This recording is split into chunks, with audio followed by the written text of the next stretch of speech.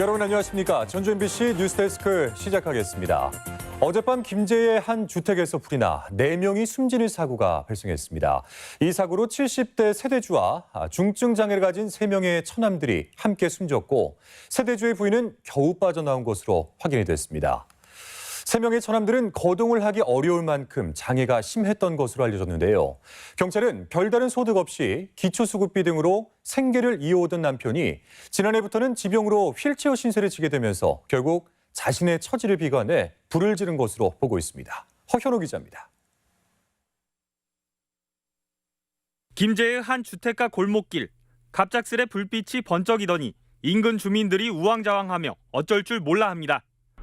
삽시간에 치솟아 오른 시뻘건 화염, 주택 한 채를 순식간에 삼켜버립니다.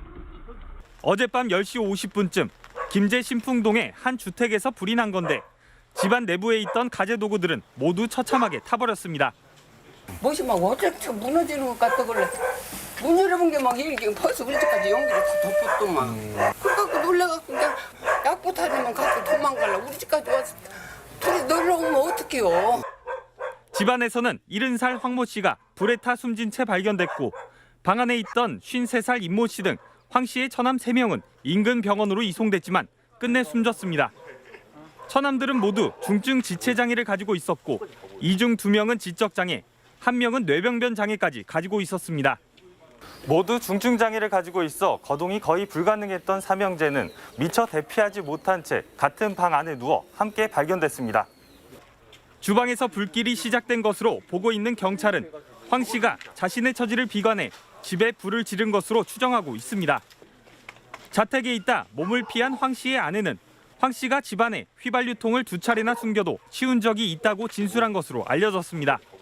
평소에 같이 나 죽고 너 죽고 다 끝난다 이런 식으로 말을 평소에 자주 했다고 하는데 부검 예정이 되어 있고 아직 객관적으로 확인된 적이 없어서 제가 말하기가 조심스럽습니다.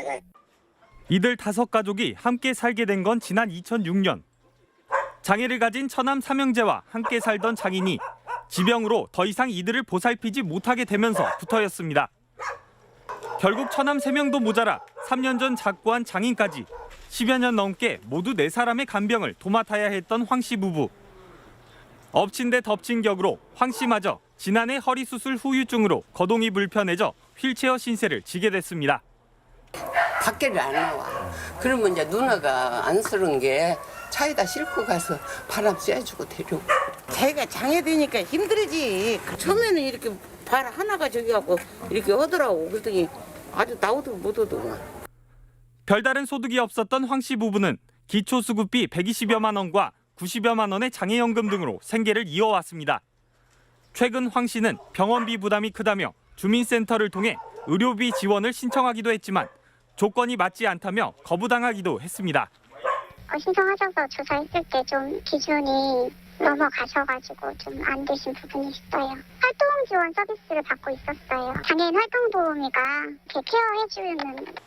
경찰은 국과수 등과 함께 합동 감식을 진행하고 주변 CCTV 영상 등을 토대로 정확한 화재 원인을 조사할 예정입니다.